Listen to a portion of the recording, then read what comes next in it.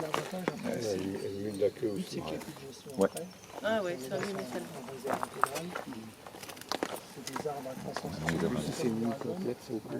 Quand l'arbre tombe, il y a il y a un peu rouge sur la on a besoin de replanter. pas que le rouge. C'est une plante intéressante. Allez. Et des insectes. Une petite belle. Ah ouais, elle va être plus petite. Et on va être à, Je la voyais plus grosse. Moi. on va être à 53. Et l'autre, elle était à 56. C'est une future femelle. Je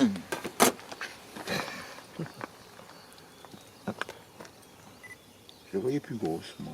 La bouscarle? Ah, moi aussi. Non, non, j'avais déjà eu l'occasion de... Elle n'est pas facile à observer, mais une fois que j'avais déjà eu l'occasion... On voit mieux son sourcil à celle-là. Ah, ouais. Oui, Ouais, là, le ouais. sourcil est bien marqué. on le voit un peu mieux. Là.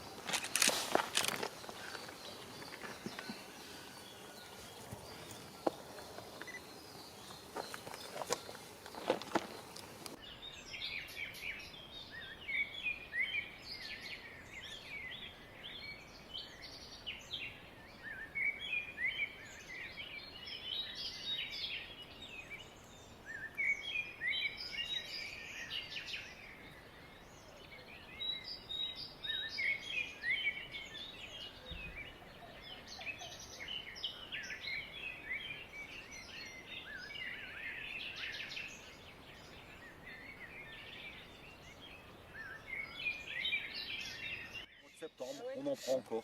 Un beau Ici souvenir. cette semaine à la maison avec la fauvette à tête noire, j'en ai pris. Donc au mois de septembre on peut encore voir de la ruse. Voilà. Mais le plus gros paquet, donc j'ai occupé de bronzer là-bas à 3-4 000 km. Hein. C'est légal. Si elle veut bien. Non, je sais pas. Allez, va là-dedans, doucement, doucement. Hop, voilà. Ah. 10 grammes. Pas lourd. Non, faut pas. Non. pas lourd. Voilà. C'est une qu'elle aime bien ronchonner. Hein. Ça, c'est le cri spécifique de la rose sur les sarrates. Ah, il dit plus rien. Voilà. C'est QFD. Lâche-moi. Oh, qu'est-ce que c'est beau. Le bec est pas coupé. Bon que je mange pas de graines. Hein. J'adore quand elle Ah non, des feuilles comme ça. c'est pas granuleux. Hein, ça, Non mais regarde, quand tu vois la forme du bec, c'est pas la granuleux. tête plate en plus. Ouais, la tête elle est. Bec et tête c'est pareil. On regarde partout. Hein.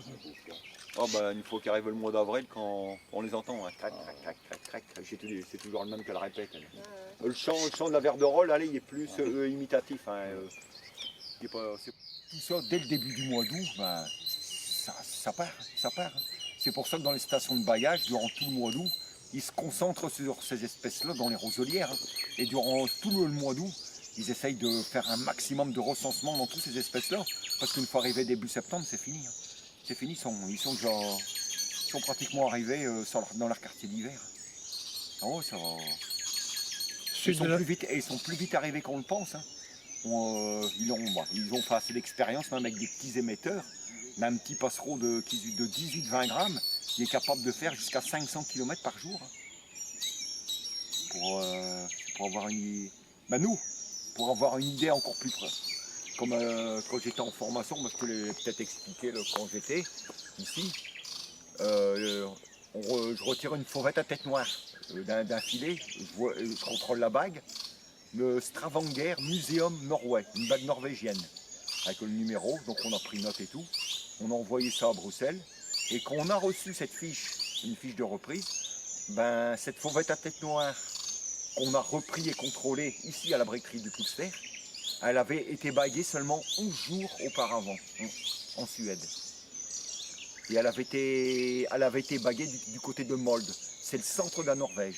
Et il était marqué en dessous, distance de migration, 3500 km. En 11 jours. En 11 jours. Donc, Ce qui est incroyable, c'est la dépense d'énergie que ça doit nécessiter. Ouais. Ouais, mais c'est comme j'ai déjà expliqué aux gens, bah ça je l'ai appris aussi au musée des sciences.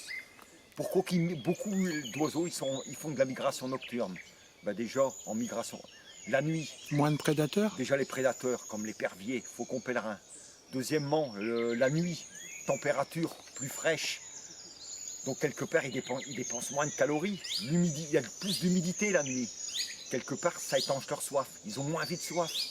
Donc la nuit, ils peuvent parcourir déjà des bonnes distances dans des conditions plus favorables comme au mois d'août, sous un soleil de plomb, on va dire. Et ben là, au matin, une fois que le jour y arrive, ils descendent, c'est se reposer, se nourrir. Et repartir après quelques jours. La nuit elle est tombée à nouveau, hop, on est reparti. On est reparti pour un tour. Donc c'est un cycle sur 24 heures, ça. Ouais. Donc on sait que la journée, ils font une pause. La journée, ils font une pause, ils ont besoin de se ravitailler, boire, se reposer, se nourrir. Ouais. Ils peuvent pas faire ça d'une seule traite quand même. Non, ça c'est pas... Mais allez, ils font des pauses la journée. Ce qui est surprenant, c'est quand on voit le poids et la taille de certains oiseaux. Ils arrivent à faire des choses qu'on ne penserait même pas possible. La mésange bleue, entre 9 et 11 grammes. J'ai déjà eu des mésanges bleues baguées ici à Puxter. Et quand je reçois des fiches de reprise au mois de janvier, repris et contrôlé en Pologne. Distance de migration, 3200, 3100, 3500. Mais allez, je dis, pour un oiseau de entre 9 et 11 grammes, la Pologne, c'est quand même pas la porte à côté. Ah bah non. Mais comment qu'il fait? Il y a même quelqu'un, une fois, il m'a dit, les oiseaux, tu vas les porter à Zaventem en avion, oui. Allez, non mais c'est ça moi qui me fascine. Hein. Quelle énergie qu'ils ont pour parcourir des distances pareilles. Et comment ils font-ils également pour leur orientation?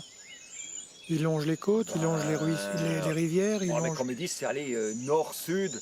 Il y a du magnétisme? Il y a un magnétisme, ouais. Mais il y a tellement ils donnent tellement des réponses et des réponses. Ils disent que, pour moi, j'ai en termes simples, quelque part de naissance, ils ont quelque part un GPS dans le cerveau. Hein. Ils ont un GPS dans le cerveau. Hein. Mais ils connaissent le nord, ils connaissent le sud. Et alors, maintenant, comme ils disent, en survolant les régions, ils se repèrent à certains détails. Avec mémorisation. tout ça. Ouais, et ils mémorisent tout ça. Hein. Ils mémorisent les régions qu'ils traversent. Mais même la toute première année, un juvénile, il est capable d'aller rejoindre ses quartiers d'hiver. Et pourtant, les adultes, ils partent des fois avant. Et il lui suit après. Donc il n'y a pas d'apprentissage. Non, il n'y a même pas d'apprentissage. On voit bien avec le coucou, par exemple, c'est pareil. Le coucou, il ponce les œufs. Comme les fauvettes à tête noire, les adultes, ils partent avant. Hein. Et c'est ensuite les juvéniles. Comment qu'ils font? Les parents sont déjà partis en avant. Et malgré tout, ils arrivent sur leur quartier d'hiver. Donc quelque part, de naissance, il y a un GPS dans le cerveau qui a été conçu comme ça. Bon, maintenant en survolant, comme je dis, ils ont certainement des points d'orientation, des points de repère, qui mémorisent aussi tout ça. Et c'est des voyages qu'ils peuvent refaire dans leur vie. Ah ouais, hier et chaque année, au mois d'avril, je fais des reprises, des fois de fauvettes à tête noire. C'est une que j'ai baguée l'année passée. Je la reprends au même endroit. Ça m'est arrivé plusieurs fois avec l'Hippola ictérine. Les premiers Hippola ictérines qui arrivent dans le courant du mois de mai, des fois, tiens, il est déjà bagué. Je regarde le numéro de la bague. C'est une série de mois de l'année passée. Il est revenu. Il est revenu sur son site de nidification. Donc ça prouve le vol migratoire qu'il a un réseau. Ouais. Il revient sur ses pas, il revient sur ses J'étais dans les Ardennes pendant 5 semaines faire du recensement aussi. J'ai repris du rouge que noir. J'ai dit tiens, il est bagué, c'est un adulte. Et c'est un que j'avais bagué l'année passée. Et il est revenu dans le village d'Aubis-sur-Semois. Alors que c'est un migrateur qui va en Afrique aussi. Il est revenu dans le même village pour nidifier et voilà. Ils reviennent au même endroit. C'est ça qui est incroyable parce que étant donné les distances, 1 degré, 2 degrés de différence, c'est énorme. C'est énorme pour un oiseau. Hein. Et là, je n'ai contrôlé 2, 3 comme ça. J'ai recontrôlé le rouge-queue à front blanc, un mâle adulte. J'ai dit tiens, bagué aussi. Je vois 15 millions 600. C'est des bagues. Je regarde, ouais. L'année passée, au mois d'août, il y a un an de ça, je l'avais bagué comme juvénile. Et il est revenu. Un an après, il est revenu dans le même village à nouveau. Comment il fait pour retrouver? Nous, on ne retrouve pas notre chemin parfois. Et d'autres raisons du bagage, c'est pas uniquement faire du recensement ou c'est de voir l'évolution des oiseaux? On fait, en baguant, c'est vrai, on fait chaque année un recensement d'un maximum d'espèces, comme on dit. Et on peut voir d'une année à une autre, tiens, cette espèce-là, elle n'est pas présente. Tu sais, des fois pendant 2-3 ans, il y a une espèce qu'elle n'est pas présente. Comme cette année, depuis 3 ans, j'avais plus vu la mésange noire. Et ici, mardi, d'un seul coup, il y avait une colonie de mésange noire dans le sapin chez ma voisine. Ah, je dis tiens, la mésange noire, parce que la mésange noire, c'est une migratrice. Hein. Elle descend de l'Europe du Nord. Il n'y a pas de mésange noire ici durant la bonne saison, hein, qui nidifie. Hein. À part dans les Ardennes. Tu vois, je vais dans les forêts de conifères, la mésange noire, ces colonies sont sédentaires par là. Mais pour nous, par ici, non. Et cette année, ah ben j'y tiens, ça fait 3 ans que j'avais plus entendu aller là. J'ai fait aller la bande sonore. Dans la colonie, il y en a une. Il y en a une qu'elle a bien voulu se faire prendre, donc bailler, mesurer, peser. Mais tous les jours, cette colonie, elle est là, dans les sapins, là. Et leur nourriture, c'est sous les aiguilles de sapin. D'accord. Ils sont là-dedans. Hein. Ah oui, ils sont là-dedans. Une autre petite question qui me tarabiscote un peu. Quelle était l'origine, enfin pour toi, qu'est-ce qui a été le déclencheur de faire du bagage? Bon, déjà, je suppose que tu es tombé dedans quand tu étais petit. Ouais. Moi, je me suis dit, quelque part, il y a eu un départ à ça. Ouais. Hein, et dans tous les livres, je regardais dans les livres, pourquoi et quand. Et là, je suis tombé sur un article d'un seul coup. Et c'est un ornithologue suédois dans les années 1800 par là. Il avait remarqué dans son village, il observait déjà les oiseaux, mais il avait remarqué qu'au printemps, il y avait des hirondelles qui venaient dans son village. Et que quand l'automne y arrivait, il les voyait disparaître à la mauvaise saison. Et au printemps d'après, il explique, il les voyait revenir. Il se demandait, il dit, c'est des hôtes ou c'est les mêmes qui reviennent comme ça? Et donc, dans cet ouvrage, il marquait qu'il y en a capturé plusieurs et il a mis un fil de laine rouge à sa patte, on va dire une bague, quoi. Il a dit pour voir. Ils sont partis et au printemps prochain, ils sont revenus et des hirondelles qui avaient mis un petit morceau de laine rouge pour marquer, ils étaient ils reviennent. Ce sont les mêmes qui reviennent, il dit. Donc il dit pendant l'hiver, ils partent où? À ce moment-là, je ne pouvais pas dire où est-ce qu'ils allaient, mais quand les beaux jours ils reviennent, et c'est là qu'ils ont commencé à voir que les oiseaux faisaient des déplacements. Une des origines du bagage. Suivant les saisons, et un peu à la fois, c'est comme ça qu'on va dire que le bagage, en quelque part, il s'est mis en route après. Il s'est mis en route, quoi. Non, mais ce qui est important aussi, c'est... Bon, là, regarde, comme Camille, ça fait 51 ans qu'il bague. Donc il a commencé en 71, je crois qu'il m'a dit.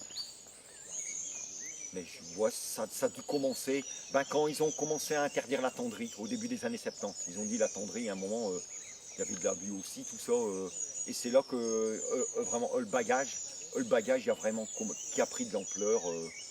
Ils ont dit maintenant, allez, la pratique de la tendrie se fait, oui, mais uniquement à objectif scientifique. Donc, ce sera recenser un maximum, plus les oiseaux dits de cage, comme tous les granivores, mais tout baguer, faire un recensement d'un maximum d'espèces qui passent chaque année, en migration de printemps, d'automne, et faire un suivi migratoire, avec les adresses. C'est comme ça qu'on sait dire vraiment avec précision où est-ce qu'ils vont passer l'hiver. Hein. Comme moi, j'ai des fauvettes à tête noire, Malaga, Santa Monica, le sud du Portugal, Rouge-Gorge, du côté de Malmö, tout ça. Ouais, c'est devenu... Il y a un épervier, j'ai eu un épervier qui a été pris à Molde aussi, en Norvège, qui a été repris, contrôlé à là-bas. Allez, on a une idée plus précise avec les bagues, jusque même où, on va dire, ils vont migrer, quoi. On a une idée plus précise. Hein. Mais maintenant, ici, ils disent, depuis avec le changement climatique, le dérèglement, ils ont observé qu'il y a des oiseaux qui commencent à tracer des nouveaux couloirs de migration. Ils vont passer des endroits où ils n'allaient pas avant. Et ça peut être dû à quoi? Changement climatique ou un tas de choses? Ils disent qu'ils ont remarqué ça depuis quelques années maintenant. Et ils supposent que c'est à cause du dérèglement climatique. Les hivers moins rudes, tout ça. Regarde, en plein hiver maintenant, en Angleterre, durant tout l'hiver, les ornithologues en Angleterre, ils baguent de la fauvette à tête noire. Il y a de la fauvette à tête noire durant tout l'hiver en Angleterre. Moi, j'ai essayé durant tout l'hiver, je ne bague pas de fauvette à tête noire. Mais dans le courant de l'automne, j'ai vu une émission.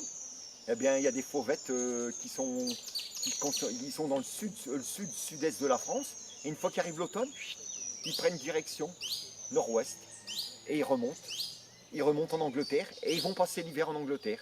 Et j'ai vu cette émission, ils disent, depuis 5-6 ans, on bague durant tout l'hiver de la fauvette à tête noire en Angleterre.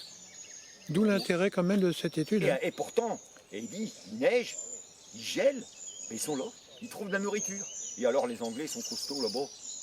Pour la protection, on va mettre des mangeoires et ils sont nourris. En même temps, ils trouvent de la nourriture, et ils filmaient. Et on voyait un gars dans son jardin avec des filets. Il baguait de la fauvette en tête noire en plein hiver. Alors qu'avant, non, non. Pourquoi? Pourquoi d'un seul coup, en automne, il y a on va dire un pourcentage de fauvettes, il va par là. En Angleterre, en plein hiver.